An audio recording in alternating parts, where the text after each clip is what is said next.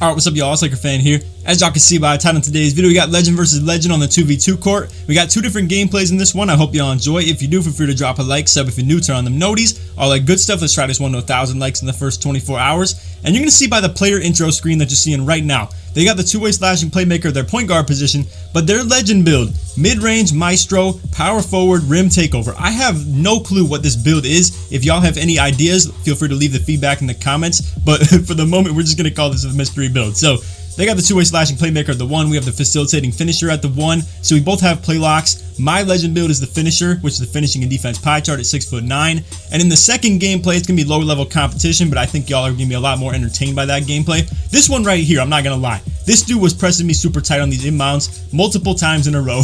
So what did I do? I just backdoored him on like probably 4 of these, or maybe even 5. I'm not gonna lie to y'all, I caught a lot of lobs this game where people are just kind of stepping up on my wing spot ups, and I'm not gonna lie, it is very smart to do so, because what you're gonna see when I actually do get some of these passes off, like this one right here, takeover going crazy with the flashy passer. I feel like a lot of people sleep on this badge, bro. It's just ridiculous what you can do with it. And in the past, the lineups that me and Dope run, where, you know, I'll be doing this exact thing, it's very OP, I will say, but in the right situation where you have a tall, good interior defender, it makes it very tough on me. And because my build can't shoot, or at least it never used to be able to shoot, it used to be a problem where, you know, I would have 51 three-pointer and not have anything but one shooting badge, where it's gonna be tough for me to spread the floor. Dope can't really take advantage of his good matchups when he has like a small, low interior defense point guard at the 1. So pretty much if we play against a 7'3" pure rim and a 6'1", or we could even play against a 5'7" playmaking sharpshooter build, I would still take it at the pure rim every single time because I can't shoot. So there's no means of me getting out the paint. You see, nice little chase down block right there. Another thing I feel like I should mention is that Dope with his play lock is not exactly the most preferable person for me as a finisher to be running pick and roll with. I feel like just in general, if you're an inside big, to be running pick and roll with anybody that doesn't have green in their pie chart, that's just not ideal. The only thing that I think you could make an exception for with that is a pure playmaker, just because at that point you do have pretty solid like shooting ability. I think you still get 77 three-pointer, but still, to only have gold range, you know, not exactly the most suitable shooting ratings or anything like that, it's not ideal. But anyway, aside from that, let's get back to the point of the video. So with this, I'm just going to be coming out here ISOing. Shout out to the dude who put me onto that normal 3 size up package as well. I forget his name, but somebody beat me pretty bad on the 1v1 court. I'm not going to lie. And it was with my finisher at 6'8". And I thought this dude was out here, literally had an animation glitch and everything. I didn't realize that you could dribble this good with this build. I'm not going to lie. Obviously, you know, I was lacking pretty bad when it came to my finisher as far as the dribble game goes. And I'm improving in a lot of different aspects. I will say, obviously, the shooting one is related to gaining the badges. I feel like I've always been able to shoot with my pure slash, who has pretty much the same exact set of like badges and ratings that I have right now before I was at Legend. But when it comes to the playmaking aspect, I feel like that's more just sort of a stick skill thing that's improving rather than more of like a badge increase, because I don't really think any additional badges is going to help me dribble too much when it comes to this finisher. I already had quick first step, things like bailout, obviously to help me out with just, you know, being able to pass out of my shots, which I feel like I just don't even need unpluckable or handles for days. I feel like a big reason for that too is the simplicity of my dribbling. You're gonna see on this one right here, I try to hit him with the triple threat, it's not there, use the LT hezzy. It's very much so always gonna be like 1 to 2 dribble moves for me to try to get to the hoop, and it's pretty simple like that, because obviously you have this little bailout right here, which me personally, for anybody who's new to the channel, me as a finisher and pure slasher and stuff like that, I don't like the fact that long athletes in the game, especially not for the fact that you don't even have to be a slasher to have it, or even for that matter be a play lock or anything. You can literally be a play sharp, or even a pure sharp can get that thing. It's ridiculous, bro. But anyway, right there, he just plays up on me way too high from the wing. I just go for the back door. So speaking of my playmaking badges though, this next play you're going to see one of them in use, where Space Creator, it doesn't light up for whatever reason. I don't really know why. It usually does every single time, but you're going to see, boom, make him stumble with the finisher with 64 ball handling. It's just ridiculous. Finish with a double team. I mean, this build is just so ridiculous at Legend, bro. And you see that I did miss that one 3-pointer earlier, and I actually do miss another 3-pointer on this game as well. And it was with Dope having playmaker takeover, floor general, dimer, everything. Right here, I was low-key getting kind of boxed up too. Should have just rim ran right there. He goes for the charge. I'm getting completely boxed up. Then I hit the normal 3 little size up package. At that point, I mean, the corner just dropped for no reason, so I dot Dope anyway. But I was definitely getting locked up there, if we're being real. So like I was saying, with that 3, Dope activates his playmaker takeover. With my slash takeover, I have a +5 3-pointer along with dimer, +4 on the floor general, playmaker takeover. You would think that that's an unmissable shot no matter what my 3-point rating is. But unfortunately, he dots me right here. I missed this one as well, shoot this slightly late. I'm not gonna lie, obviously I don't hit every single jump shot that I take. I will say though, with time and with repetition, I feel like it's going to be super easy for me to do so, especially those types of shots where it's off playmaker takeover. I shouldn't be missing any of those if we're being real. It's just, you know, a little miscue right there, but made up for it on the defensive end with a little snatch block, go back out, hit the hop through the double team again. I mean, what more can you ask for besides me hitting threes at that point? Like, crazy defense, crazy finishing, the playmaking ability is right where I want it to be as well. And then, like I said, I mean, I think the shooting is going to get there eventually too. So we're going to make a cut to the second gameplay.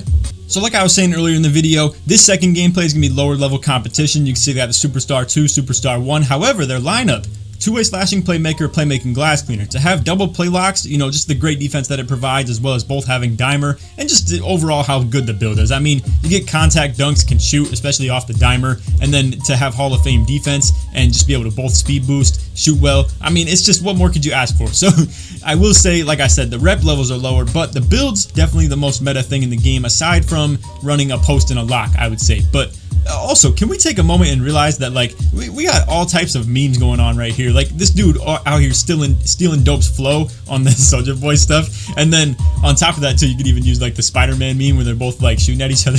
Like, look at these dudes, bro, out here copying each other. Anyway, to get to the topic of this video, I want to know what you guys think of this, and feel free to leave some feedback in the comments. I want to hear if you guys are cool with sort of content like this, where, say, we play one game of comp and then one game of me just having fun, as far as, like, you know, making a video goes, where obviously you clicked on this video because of legend versus legend. And I'm not here to say every single gameplay is going to be like that. And I know a lot of my quote-unquote real supporters are going to say, well, whatever you want to make, we're here to watch. It's not always like that. I want to hear you guys' actual feedback. Let me know if you want strictly comp games, or if you're cool with me just banging threes in a couple of specific games. Now, I do want to limit the amount of games that I'm just like targeting to be like, oh, look at my finisher, shooting threes. Over time, I feel like this will become a normal thing, and it's going to be, you know, like I said, pretty normalized, as well as, say, for instance, like in the stage threes, I'm gonna have a lot more teaching and stuff that I can do with this like pick and pop game being activated to my game and added into there, instead of, you know, just kind of like teaching the inside bigs like I have been the entire time. There's a lot of stuff that I want to be talking about, that pick and pop slip ability. Also, another like game note that you're seeing right here. So I have my takeover meter like pretty high, right, off the flashy passers, and then I get the lob right there. I'm like, okay, might as well save for team, right? Even though by the time we would even score, it'd be 15 points, maybe even 16. We go for it one last time, and right here it's just not there, so we're just gonna go ahead and give it to me normal. I would say, you know, maybe the flash is worth going for, but at that point, if I get a regular bucket, we're just going to get the team. And right here, I get the hop for no reason.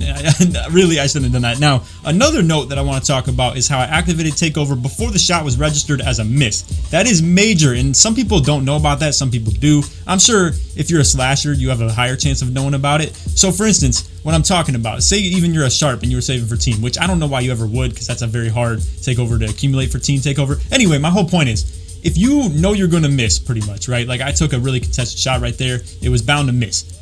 I activated takeover before it registered as a miss, instead of, you know, waiting, to where basically what I'm saying is if I had waited any longer, it would have just been completely gone. So it's actually a very pivotal thing for me to have kept that takeover too, even if it's just for the defensive purposes. To be able to move around faster and be able to jump higher like I'd be doing on defense with this last takeover, that's even important too. But even if we do get the ball back, it's almost enough to still be able to maintain getting the lead back, or to carry the load until Dope gets his playmaker takeover on, to which I can just get out of the way, because y'all know the deal. I mean, even if it's not the highest level competition, to be going against two locks is still super annoying. Even like the dude who's baiting in the corner can play really good passing lanes. He has a lot of mobility to move back and forth. The on-ball defender, in this case, obviously has good block and interior defense and stuff like that too. Unfortunately for them right there, they missed the alley-oop attempt, but get the ball right back on the O board. Now he's just taking me into the post, obviously gonna pass out, but Dope's on the lane. Now this is where he's getting super close to his takeover as well. It's pretty much just one more bucket, and it's honestly super nice how this like flashy passer method stuff works out, to where you see I go through with the hop, nice park dunk and stuff like that too. Also, an update for everybody who's thinking about Showtime from yesterday's video, it's definitely a non-factor. That stuff does not work. Now I know, ironically, now you're like, oh well, what about Dope's playmaker takeover, bro? That just pops on as soon as you happen to get the random Showtime to activate. And right here again is me just missing another dang three, bro. But I promise you, the next two shots that I take are green. I promise you that. But like I said, you would think like, oh, Showtime just flashed and then Dope's takeover comes on. What's the deal with that? I'm telling you, it's all just coincidence, and that's how it was all built up. So now with his takeover activated, we're going to get the ball back into his hands again. I'm going to just go back to spotting up. And this is where on the channel, I've been talking a lot about the whole maintaining hot zones as a finisher. It's a real pain. You can see everything across the board is going to be white for me. And even if I'm shooting poorly, obviously that is kind of another positive. And I'll never shoot bad enough to have cold zones. I'll just put it like that. But even if I were shooting bad enough to have cold zones, that is one positive, I guess, as a finisher or a slasher, is you can just shoot your way out of it by just dunking every single play. Like, you see Dope takes it through the double team, but I can't even complain. I'm out here missing wide open jump shots off play take. But like I said, even if you're a finisher or a slasher, you can just kind of dunk your way out of your cold zones, but that's not really a problem. So for me, one of the negatives that comes with that is that it's really hard to maintain the hot zones because I accidentally dunk my way out of my hot zones. So one of these times pretty soon, I'm gonna just strictly get in the lab when it comes to shooting. I'm talking, even though I'm a finisher and it makes no sense to do this only, where, you know, like I said in yesterday's video, I made the build to finish, y'all. So pretty much expect me to not be pulling threes every single moment. But what I will say though is one of these days I'll just devote all my time in a whole sitting of 25 games to just shooting threes. I'm talking just spot up with 52 three-pointer and don't dunk a single thing with 92 dunking. I mean, you know, it's not going to make any sense to do, but I'll just do it for the sake of testing and putting on Hot Zone Hunter and stuff like that. Because right now, I think I have bronze clutch shooter, bronze catch and shoot, and then bronze corner specialist as well. And I got to run that one back real quick. So really, like, I mean, this is a very common thing. You're gonna see the big man on the other team sagging down. Obviously, the big man wants to help on any drives, and that's where I'm gonna just be left wide open, even when the shot clock is low. Like, normally I'd say yes, that's a good shot for me to give up for me, but with 4 seconds left on the play clock, that's not exactly the best shot to give anything wide opened up, especially with me being a legend. But who knows if he even thinks I can shoot or not? I don't know. Anyway, 16 points, 3 boards, 2 blocks. The last game was really big stat sheets as well. I hope y'all enjoy this style of gameplay. If you guys want me to get back to the stage 3s, because I'm sure you do, I will get back to that ASAP, because you guys know the deal. I know exactly what you want, and I want to bring you what you want. So with double, you know, back-to-back 2v2 games, as far as like the videos go, I'm sure you want the stage 3s coming up next. We will provide that very soon, I promise y'all, and I can't wait to get to the pick and pop game,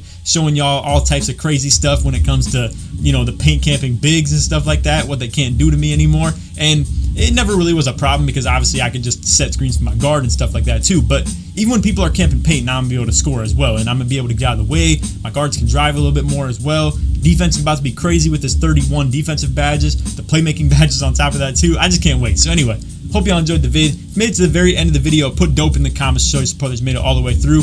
And other than that, like I said, we can try this to 1,000 likes in the first 24 hours. I'd really appreciate that. Hope y'all enjoyed the vid, and take it easy, man. Peace.